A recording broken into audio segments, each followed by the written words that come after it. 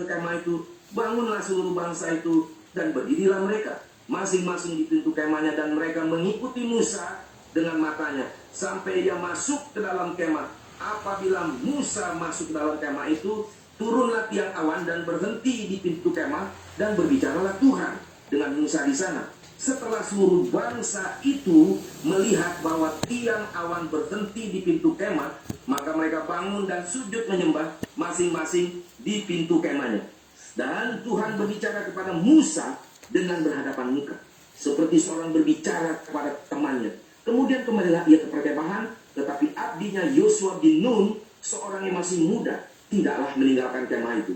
Lalu berkatalah Musa kepada Tuhan, memang engkau berfirman kepadaku, suruhlah bangsa ini berangkat, tetapi engkau tidak memberitahukan kepadaku siapa yang akan kau utus bersama-sama dengan aku. Namun demikian engkau berfirman, aku mengenal namamu, yaitu Musa, dan juga engkau, Musa, mendapat kasih karunia di hadapanku.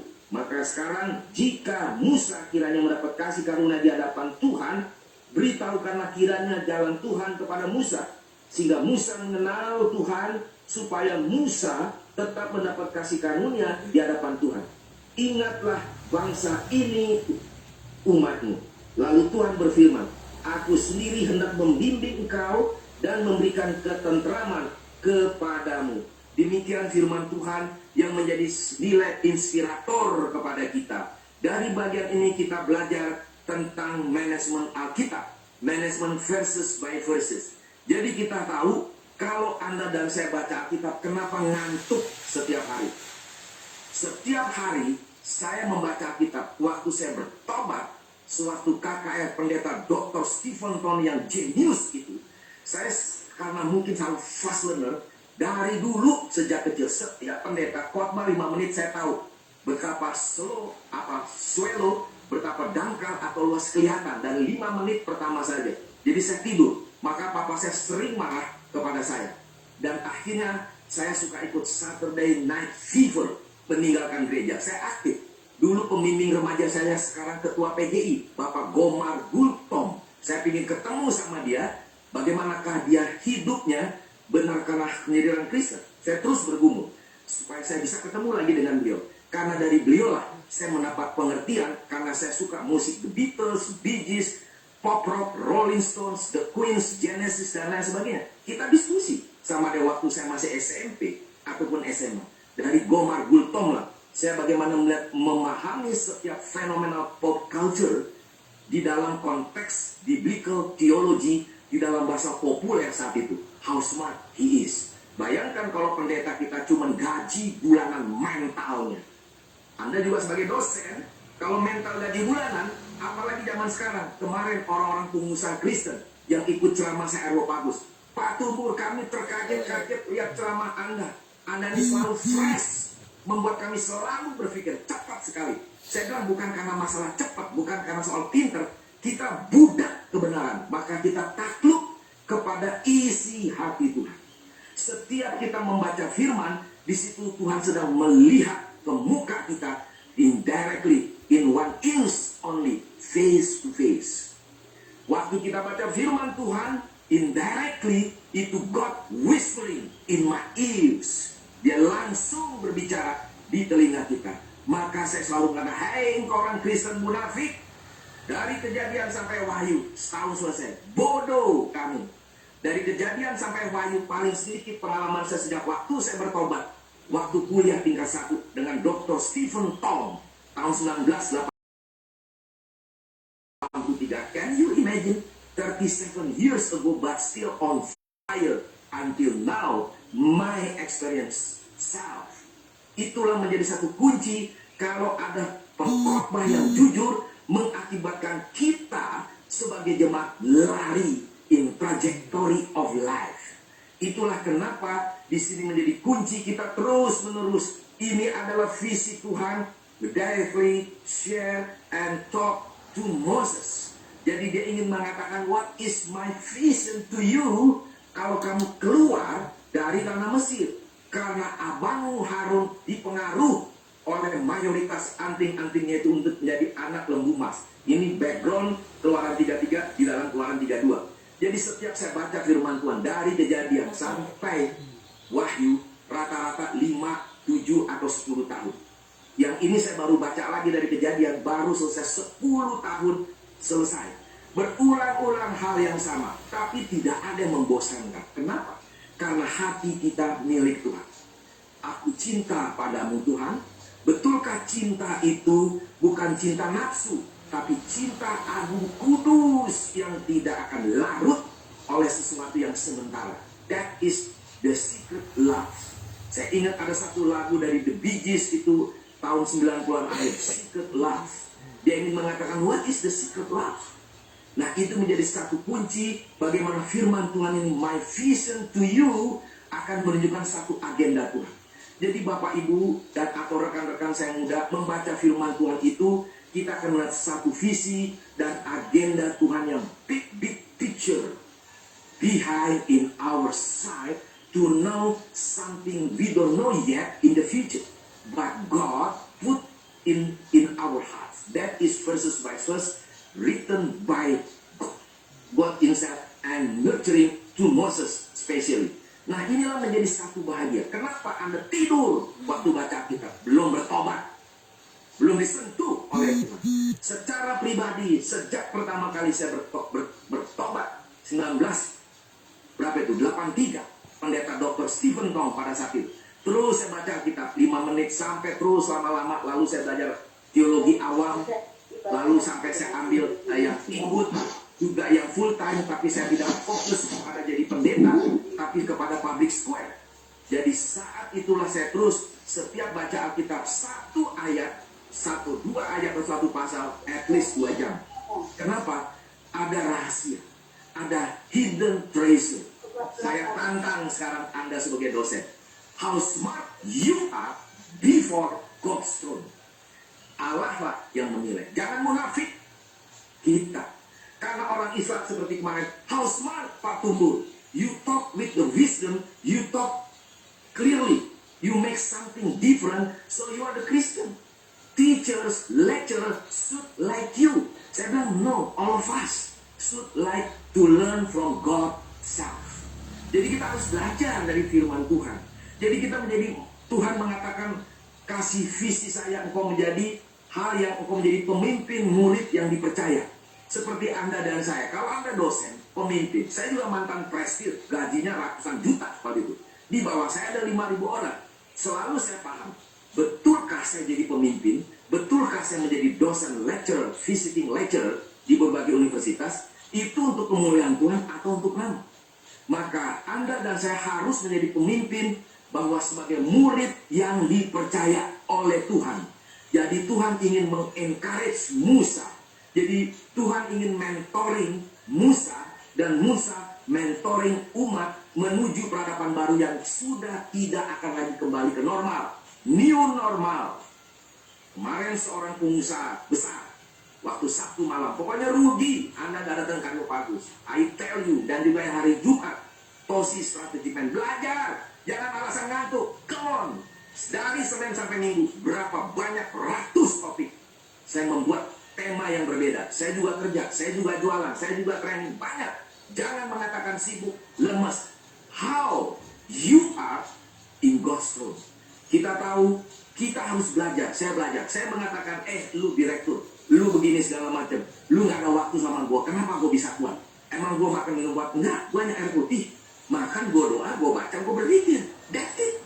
Lo lihat di belakang gue, ribuan buku. Karena gue orang bodoh, tolol. Setiap uang yang gue ada, gue beli buku. Selalu yang the best.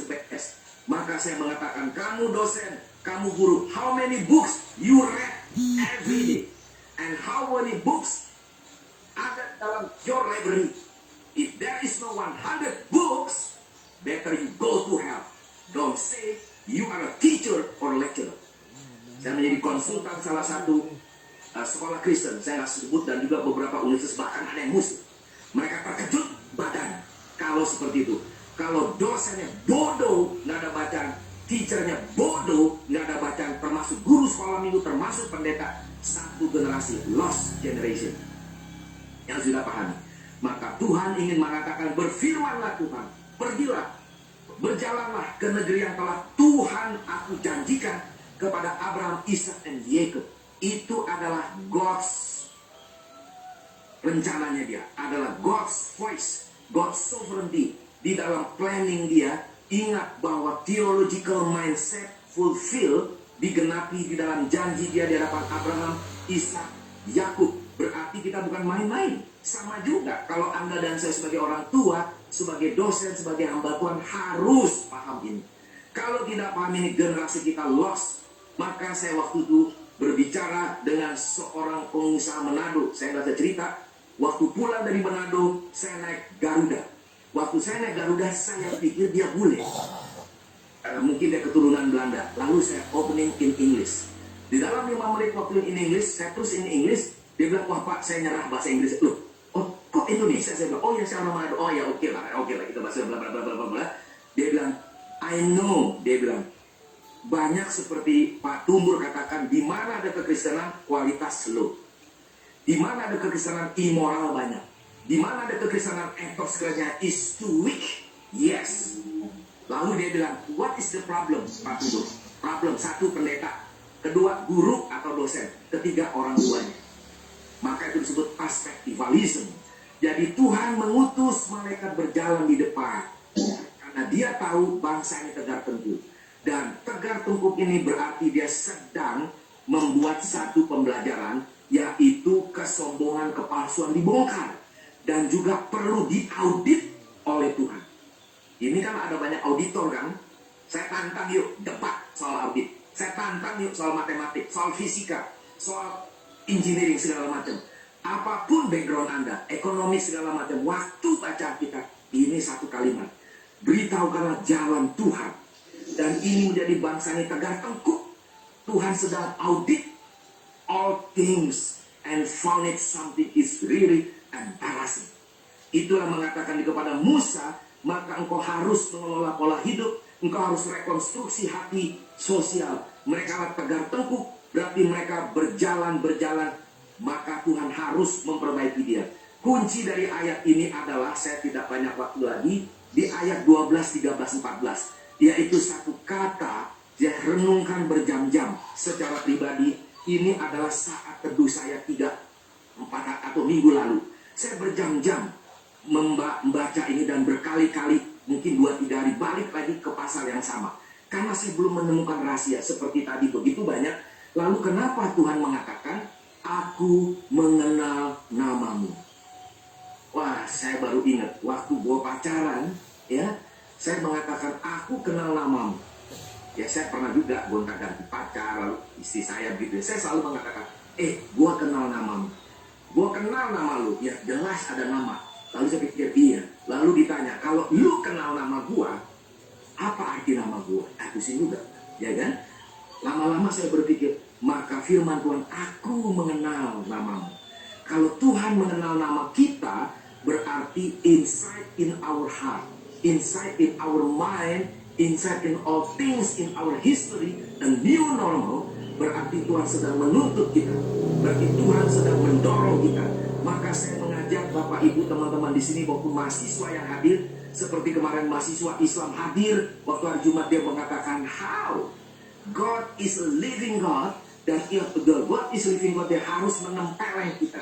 Kenapa harus Rolling Stones 2013 launching satu album judulnya Ghost Town, Living in Ghost Town, dan lagu itu menjadi inspirasi. Tidak tahu nih, pada tahun 2020 ada COVID, dan lagu itu ternyata menjadi relaunch kembali bulan Juni, menjadi top hits karena lagu itu related kepada COVID. Lalu dia satu kalimatnya di Areopagus, ministry saya untuk semua orang bisa hadir setiap hari Sabtu itu, saya membahas tentang living in ghost town. Ghost town. Jadi Rolling Stone mengatakan, I'm a ghost. I'm a ghost living in ghost town. You cannot find me. Undetected. Can you imagine? Mick Jagger sudah dapat inspirasi di dalam dunia ini, yaitu terjadinya COVID 7 years ahead. Kemudian terjadinya COVID. Dia menciptakan lagu itu lagu pop rock yang ada irama blues. Sederhana lagunya, bagi saya cukup enak di listen. Anda bisa lihat nanti liriknya, kalau ngerti bahasa Inggris cepat, tapi bisa lihat di Google liriknya apa, tentang lagu judul Ghost Town, Living in the Ghost Town. Jadi firman Tuhan ini ingin mengatakan apa? Tuhan mengenal kita. Tuhan mengenal nama, bukan semua orang. Aku mengenal namamu. Aku akan memimpin engkau, memberi ketentraman, ketenangan, membimbing engkau, karena kasih karunia berlimpah di dalammu. Dan kasih karunia ini menjadi the factors, menjadi foundation, menjadi ground all things to know something. Saya mengajak Bapak Ibu semua di sini yang sebagai dosen, saya tantang, baca buku, baca referensi journal. If you never read many books, I tell you, seperti seorang brilliant pengacara yang baru COVID survivor, maka dia menjadi reseller, dia ingin jadi berkat, jual mesin seperti tadi virus protector. Dia sudah posisi yang sangat kritis. Dia sering hadir di Areopagus Ministry hari Sabtu malam. Dia dengar hari Sabtu, kemarin dia ikut training itu.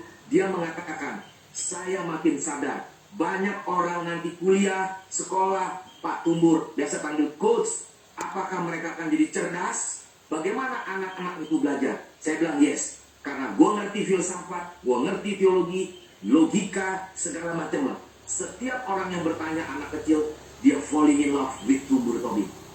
Dia selalu mengatakan, can we imagine if our daddy and mom is like you?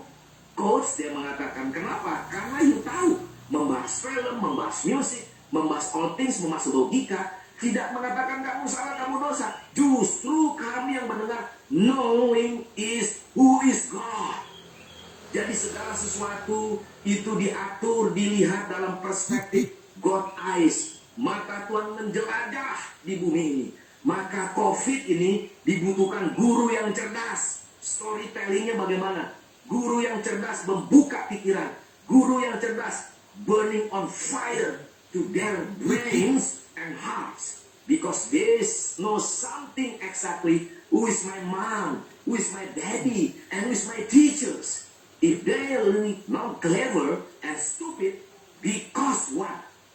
Khotbah atau sermon dari atas mimbar, selo sermon, dangkal, copy paste, hanya berteriak-teriak, berulang-ulang, menghisap kepada psikologi yang murahan. Dan juga papa mamanya nggak ada waktu, semua nggak ada waktu. Saya mengatakan kepada ceramah saya diundang oleh satu gereja, ada di Zoom. Hei orang tua, jangan bodoh kamu ya. Anak-anak sekarang ini kenapa siap di restoran? Gua juga sering makan di restoran. Gua tinggal di Kelapa Gading. Banyak di restoran ada. Sebelum PPKM 4 masih terbuka segala macam. Nggak ada yang berdua. Papa mamanya sibuk. Mungkin dia berselingkuh, dia mungkin bisnis. Mungkin dia bicara apa, anaknya dari yang SD sampai SMA semua bawa HP. 5 orang, 5 HP-nya aktif. Orang tuanya bodoh, pendetanya bodoh, gurunya bodoh. Mereka lebih suka Google, lebih suka games. Itulah Elon Musk mengatakan 2030 yang anak sekarang baru dilahir dan umur 20-an mereka akan dipersiapkan menuju 2050 dicuci oleh games, oleh satu berita segala macam, pindah ke planet Mars. Orang yang bodoh hanya ada di bumi. Dan tidak lagi ada agama, tidak ada lagi asal-usul. Nah, bagi yang mau nanti saya akan bahas. Itu yang saya mengatakan pengusaha itu kaget segala macam. Oh begitu ya coach? Yes. Nanti saya nggak bahas lagi di sini. Itu menjadi satu persoalan. Kenapa dari firman ini mengajarkan? Bapak Ibu sebagai dosen, mau sebagai direktur, saya tantang di hadapan Tuhan. This is a good time and precious moment. Change all how you teach, how you encourage your student, so that someday they will replace you because they will what? To continue our generation, especially for Manado. Gue belum dengar who is the best Manado person yang menjadi saksi baik itu pengkhotbah, intelektual dan segala macam. Begitu juga di Batak, saya tantang di hadapan mereka. Begitu juga di tempat lain. Kenapa di kekristenan kita selalu lamban, bacaannya lemah, khotbahnya lemah. Kita harus balik, belajar firman. Working from home, jangan tidur. Saya nggak tahu di Manado, tapi saya dapat input banyak yang suka. Coach, bang, datang dong ke Manado. Lu bayar dong tiket buat ngapain? Gua harus bayar lagi. Harus bertanggung jawab. Di mana uangmu berada, disitulah hatimu berada. Matius 6 ayat 21. Jangan munafik, saya bilang begitu. Kalau nggak ikut, ini saya, apa namanya, Zoom. Wah, kok nggak bisa tipu. Kalau nggak baca tuh Facebook Live. Nah, ini saya tutup. Ya, saya ingin mengatakan para dosen di sini, khususnya mau direktur, mau wadir, everything. Pastikan ada Facebook, pastikan ada Instagram, pastikan ada YouTube. Tiru Tumbur Tobing. Terpaksa ngomong ini, saya bukan sombong. Siapa yang bisa punya ada Facebook, pasti ada Facebook Live. Jangan cuma nyanyi-nyanyi saja, tortor atau makan is okay. Tapi berapa sering Anda bisa begitu, Anda diajukan. Saya isi Facebook Live to speak out, to tell something, to encourage. More than 100 topics in Facebook Live. Kalau sudah teman sama saya, coba aja panggil itu, lihat Facebook Live saya. Banyak, begitu juga Instagram TV, saya sudah hampir 2 bulan. Kenapa saya teman dengan Dian Sastro? Cerdas. Kenapa saya teman dengan dari YouTube, dari even saya teman Jennifer Aniston. Even saya bertemu dengan siapa, kan orangnya cerdas-cerdas. Mereka senang, "Hai Tom, how are you?" Cerita segala macam, cerita film, cerita apa, saya bisa masuk. Begitu orang profesor yang ada di Harvard University, di Columbia University, di Yale. Saya ikut ceramah-ceramah yang free. Disitulah ask many questions. That's my style. Because I'm the stupid guy, I'm the foolish guy, and the just knowledge everything. I should ask to brilliant professor. 300. Saya masih ingat berulang kali. Ini yang terakhir. 300 orang-orang profesional all over the world ikut seminar Columbia University di New York. Di kota New York. 2017 saya ke sana bersama keluarga untuk interview anak saya keliling. Kita mau universitas mana? Dan di sana saya ingat memang bagus sekali. Jadi waktu ada free seminar itu, kan saya nggak bayar, tapi dikasih memang. Kalau bayar $3.000 saya udah nggak ada duit lagi lah ya. Tapi saya ikut. Tapi mereka tremendously.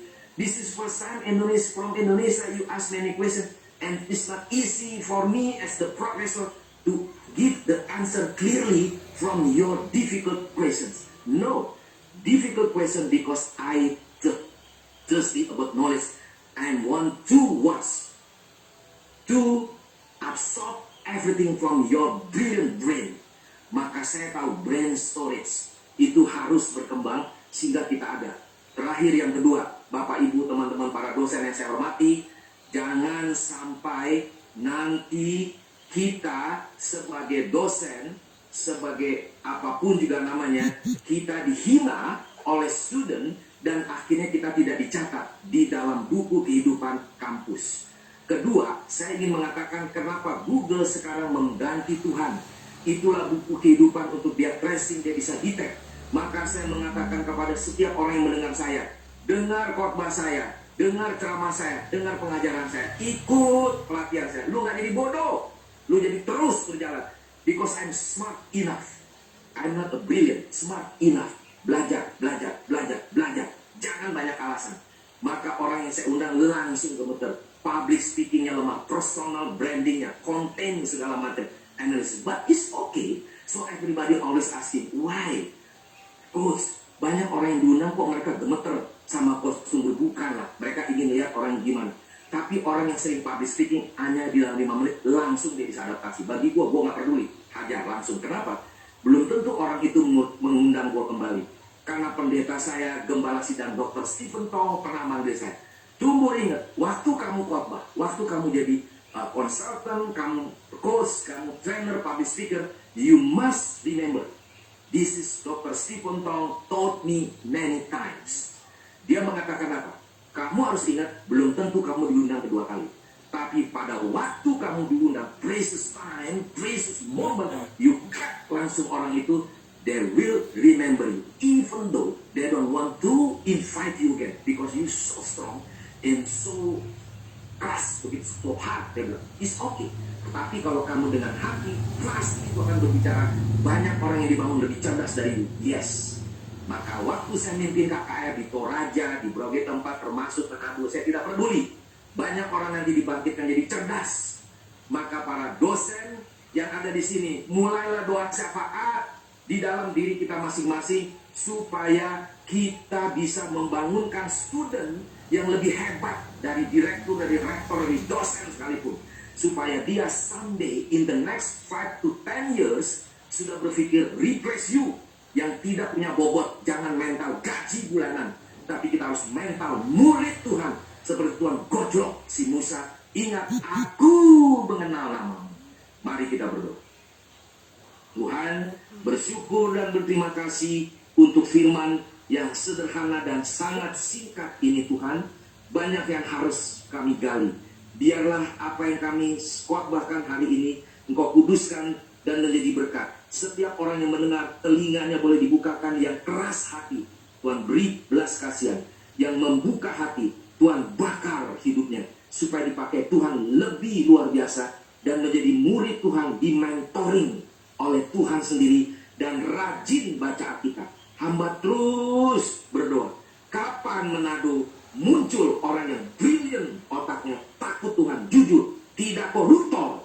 Sampai saat ini belum ada petinggi-petinggi hamba Tuhan yang ada di Manado proklaim di newspaper dimanapun, in Manado banyak orang suci, cerdas, takut Tuhan, tidak koruptor. Sampai saat sekarang Tuhan, belum hamba-Mu dengar. Tapi biarlah Tuhan, ini menjadi satu momen untuk diingatkan kembali, khususnya dari kampus ini, khususnya para mahasiswa, boleh melihat teladan dan boleh mendengar bagian ini. Jangan santai, setan terus living in the ghost town. We are living in the COVID town. Kami tinggal di setiap kota yang menjelajah COVID mencari mangsa. Biarlah Tuhan kuduskan hal ini semua. Di dalam nama Yesus kami serahkan untuk khotbah ini, diberkati oleh Tuhan. Amin. Tuhan, kami juga berdoa untuk doa syafaat secara singkat, berdoa untuk Direktur Ibu Mareke Aleo. Beri dia keberanian, lawan arus, robah sistem, dan berikan sesuatu yang sungguh-sungguh diberkati oleh Tuhan, dan sungguh-sungguh melihat siapa yang the best talent pool untuk para dosen dididik, dan juga melihat talent mahasiswa. Kalau hamba-Mu menjadi presiden, tahu talent pool untuk perusahaan itu perlu ada satu reformasi dan revitalisasi. Berikan keberanian dari direktur, begitu juga wadir, untuk mereka juga berani perubahan-perubahan, karena mereka harus ingat ini Manado pusat kekristenan, jangan menjadi pusat pelacuran koruptor yang terbanyak. Tapi biarlah ini menjadi satu sumber, sehingga seluruh everybody in the world, they will tell to the all over the world, we should study theology, study the holiness, study about the intelligence, study about everything in Manado. But now, zero. But we still believe you never forget what is Manado. God, please, bangunkan rektor, direktur, wakil direktur, anggota senat, ketua, sekretaris jurusan, ketua program, kepala lab, seluruh tenaga pendidikan dan lain sebagainya Tuhan. Bukan jabatan. Jabatan itu dituntut oleh Tuhan dan dituntut oleh setan. Ikut Lucifer, tuntutan Lucifer atau tuntutan Tuhan. Kami berdoa Tuhan, implementasi surat edaran Sekjen tentang pembatasan kegiatan kampus. Biarlah surat edaran itu diurapi oleh Tuhan, sehingga mereka boleh memahami itu dalam kacamata Tuhan. Dan komitmen Polindo menuju saker zona integritas, bukan hanya kertas, tapi benar-benar dalam doa ini Tuhan, terus hamba berdoa, sehingga direktur berani mengatakan siapa yang tidak koruptor, siapa yang lagi tidak koruptor, kerjanya bagus, waktu 8 jam, benar-benar 8 jam, ide dan lain sebagainya. Itulah fakta integritas yang harus dibangun. Kalau dia tidak korupsi, berarti hatinya suci, ada air hidup. Berdoa untuk perkuliahan sementara ini Tuhan, antara dari ganjil dan ini Tuhan, mereka diberikan niat belajar walaupun pakai Zoom.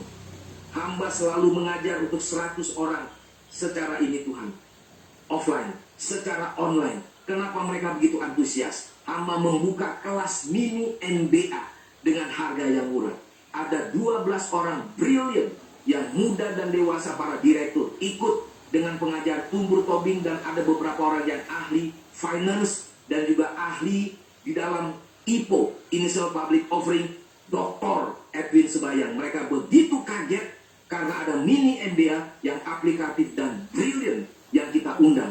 Karena tumbur tobing tidak mau undang orang yang menjebak menjadi pembodohan struktural yang terus-menerus. Hamba berdoa juga menunggu usulan proposal dikirim di Kemendikbud. Dialah proposal itu proposal yang intelektual, proposal yang ada validasi, ada hal-hal yang sangat bisa dipertanggungjawabkan. Sehingga ini menjadi satu track program dari teknik information dan juga proposal phase penguatan DA listrik dan juga proposal teknik listrik, mesin perpajakan UPM, semuanya diberkati Tuhan. Bukan sekedar proposal yang hanya abal-abal cerita panjang, tetapi setelah presentasi bodoh, setelah presentasi tidak bisa dipertanggungjawab, setelah realita kacau. Berdoa untuk Pak Nadiem, orang yang saya kagum, yang sangat brilliant, lulusan pada Harvard. Dia susah sekali mendapat orang-orang yang brilliant sampai di bawah. Begitu juga dosen dan lain sebagainya. Curhat-curhat inilah dari Pak Nadiem. Kami terus berdoa supaya orang Kristen di Manado, di Unsrat, di Poltek ini, di Unima dan lain sebagainya, di mana hamba sering diundang di sana waktu itu Tuhan, beberapa tahun yang lalu. Biarlah mereka diingatkan, dibangunkan orang-orang yang seperti ini Tuhan, seperti Nadiem Makarim, sehingga mereka bisa monetize dengan segala sesuatu yang disebut intelektual, bukan menjadi mental pengemis semata. Kami berdoa juga evaluasi kelayakan, baik itu informatika, akuntansi, teknik listrik, perpajakan di sesi 2 ini Tuhan. Dosennya harus brilian, harus cerdas. Aplikasi bukan teori, hanya baca catatan-catatan. Rubah konsep ini Tuhan. Kenapa hambamu waktu mengajar, baik itu mengenai entrepreneurship, management, strategik dan segala macam, mereka begitu antusias. Hamba bersyukur banyak sekarang jadi presidir, mantan murid daripada hambamu. Itulah ada sukacita. Inilah Tuhan, kami juga perlu assessment tentang lapangan, akreditasi yang sangat berat Tuhan. Dan juga manajemen pemasangan BNPT dan juga menunggu hari ini semua Tuhan. Evaluasi upgrading Tuhan. Beri kesungguhan untuk menjadi cerdas. Ada hikmat dari Tuhan, bukan bersifat murahan. Bukan hanya lipstick, aksesoris semata Tuhan. Hamba tahu Tuhan susah. Waktu hamba bikin disertasi doktoral di UI sekalipun Tuhan. Diskusi dengan Profesor Doktor sebelum Ari Kuncoro yang kami kenal juga. Rektor sebelumnya, mereka mengakui Pak Tumbur, kita perlu evaluasi upgrading seperti yang Pak Tumbur bilang mengenai balance scorecard. You membuat balance scorecard di maaf kata yang masih banyak problem. Yes, Prof, karena inilah satu hal di universitas. Perlu satu contoh, tidak hanya berpikir koruptor. Saya menantang beliau, kiranya juga Tuhan untuk kampus ini mempunyai evaluasi upgrading yang jelas. Yang bodoh, yang malas tidak usah masuk ke dalam tim. Carilah Tuhan, tunjukkan kepada direktur di sini Tuhan, berani menunjuk orang yang hebat. Dan berdoa untuk pencantuman gelar yang jujur, bukan bayar, dan lain sebagainya. Kalau perlu diuji Tuhan, hamba juga berani untuk menguji ini Tuhan. Betulkah intelektual mereka benar-benar dipakai oleh Tuhan? Berdoa juga untuk kerjasama dengan ILO, Inggris tentang kota Manado, Bitung, Minut, Bolsel, dan juga Kominfo, PLN, Indosat, media cetak online. Ini sesuatu hal yang terbuka Tuhan, bisa terdeteksi jikalau segala sesuatu sudah masuk ke wilayah media yang bisa dibaca oleh semua orang, akan jadi tanggung jawab yang bisa dirobohkan oleh Lucifer memakai orang tidak bertanggung jawab. Semuanya ada di gereja, semua ada di orang Kristen, maka harus bertobat. Para dosen harus menjadi orang Kristen yang bertobat. Kamu berdoa juga Tuhan program SDM dari teknik elektro. Biarlah SDM teknik elektro, sebagaimana hamba mempunyai klien banyak orang elektro lulusan dari ITB dan lain sebagainya Tuhan. Banyak dari ITB ikut itu hamba, mentraining mereka, melatih hamba. Hamba orang manajemen, tapi melatih orang elektro, mostly from IBM, SDM. Itu menjadi problem. Mereka harus mengerti manajemen. Apalagi manajemen yang diurapi oleh Tuhan dengan pikiran-pikiran biblical, walaupun berbicara kepada orang yang bukan Kristen. Dan ini Tuhan, kami berdoa untuk para teknik di sini Tuhan, dan orang yang mengajar supaya diurapi program SDM. Dan juga penyelenggaraan ibadah pada hari ini, biarlah dari lebih dari 100 orang ikut boleh pulang, hatinya boleh dibakar, berubah menjadi orang yang cerdas sebagai murid Tuhan, bukan yang malas, yang bodoh, yang munafik, murid Lucifer. Kami berdoa Tuhan untuk keluarga Polindo yang sedang berduka cita, momen duka cita. Mereka harus meneruskan apa yang sudah ditinggalkan oleh keluarga itu, sesuatu yang lebih bagus, lebih diurapi oleh Tuhan. Kami berdoa juga Tuhan untuk keluarga besar Polindon itu yang positif COVID, yang ada di isoman. Biarlah mereka sadar, perlunya ada mesin virus protektor untuk mengurangi. Perlunya makanan yang benar, perlunya istirahat, perlunya mereka bermeditasi kepada Tuhan, baca firman, mendengar khotbah yang berbobot. Bukan khotbah yang hanya ilusi, khotbah yang membuat pembodohan, tapi memberikan satu dorongan. Yang ke-14 yang terakhir Tuhan, kami berdoa untuk keluarga besar dari Plendo yang sakit di rumah sakit dan di rumah. Sakit di rumah sakit ataupun di rumah Tuhan. Beri kesadaran untuk mereka berdoa syafaat. Untuk kesadaran mereka baca Alkitab sungguh-sungguh setiap hari minimal 1-2 jam. Sehingga bisa meneliti, menelusuri, dan berteriak kepada Tuhan. Untuk Tuhan singkatkan apa yang dicatat. Karena semakin membaca firman Tuhan, semakin cerdas otaknya. Semakin berani, semakin kuat. Dan berdoa untuk donatur keluarga besar ini Tuhan. Untuk Kolindo menopang operasional pelayanan ini Tuhan. Biarlah ini diurapi oleh Tuhan sehingga donasi dari donatur bukan dikorupsi. 1 rupiah sekalipun Tuhan. Yang korupsi dari donasi dari para donatur segala macam atau koruptor-koruptor yang ada di kampus ini. Kiranya Tuhan tampeleng mereka Tuhan. Tuhan geser karena mereka milik daripada Lucifer.